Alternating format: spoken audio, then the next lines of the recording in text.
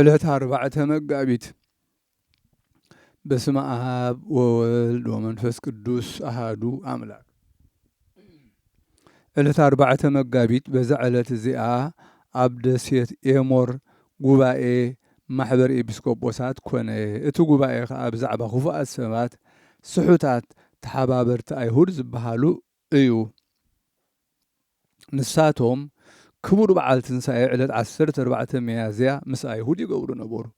ሰኑ ይኹን ሰሉስ፣ ረቡዕ ይኹን ሐሙስ፣ ዓርቢ ይኹን ቀዳም ሰንበት ኣብ ዝኾነ ዕለት 14 ሚያዝያ የብዕሉ ነበሩ። ቅድም ናይ ዓዶም ኤጲስቆጶስ ኣይትግበሩ ኢሉ ኣወገዞም። ንሳቶም ግና ኣይተመልሱን። ናብ ድምትራጥዮስ ሊቀ ጳጳሳት ናይ ሮማ፣ ናብ ሰራብዮን ሊቀ ጳጳሳት ናይ አንጾኪያ፣ ናብ ድሜጥሮስ ናይ እስክንድርያ፣ ናብ ሲማኮስ ኤጲስቆጶስ ናይ ኢየሩሳሌም መልእኽቲ ልኢኹ ናይዞም ሰባት ጌጋኦም ነገሮም። እዞም 4 ሊቃነ ጳጳሳት ከዓ ነፍሲ ወከፎም መልእኽቲ ለኣኹ። ኣብ ውሽጡ ከም ዝብል ነበረ በዓል ፋሲካ ክቡር ብዘይካ ብዕለተ እሁድን ብዘይካ ድሕሪ በዓል ኣይሁድን ኣይትግበሩ። ነዚ ትእዛዝ ዝጠሓሰ ይሰጎግ ካብ መዓርጉ ይሰዓር ኢሎም ኣውገዙ።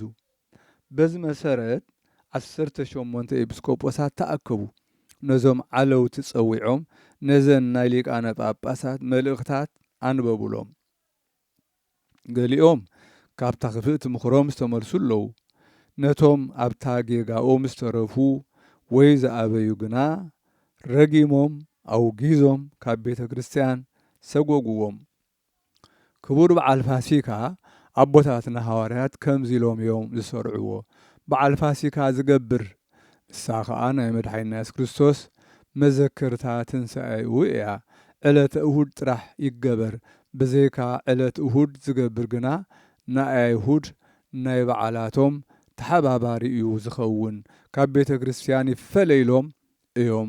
እግዚኣብሔር ካብ ስሕተት ሰይጣን ይሓልወና፣ ካብ መጻወድያኡን ካብ ተንኰሉን ድማ ነቶም ዘስመርዎ ብጸሎቶም የድሕነና ንዘለዓለም ዓለም ኣሚን። ሰላም ለክሙ ኣሃተንየ ጉቡኣን ኤጲስቆጶሳት አስር ዘተውሳክክሙ ሳምን አማአስሩ ወረብኡ ለወርሃ ኔሳን በፋሲካ ኦሪት ይግበሩ ፋሲካ ወንጌል ብርሃን ከመትምትርዎሙ ለእለዋን በበሊህ ልሳን። ሰላም ንዓኹም ብሓደ ብሕብረት ጉቡኣን ኤጲስቆጶሳት 10 መወሰኽታኹምን ሳምን 8 ማለት እዩ መበል 14 ዕለቱ ንወርሒ ኔሳን ሚያዝያ ኢኻዚ ብፋሲካ ኦሪት ከይገብሩ ፋሲካ ወንጌል ብርሃን ክትስዕርዎም ንዓለውቲ ብበሊሕ ልሳን። በዛ ዕለት እዚኣ ክቡርን ብፁዕን ሓኑልዮስ ሰማዕትነት ተቐበለ። ኣብ ከባቢ ጵንፍልያ ካብ ሃገር ብርግያ እዩ።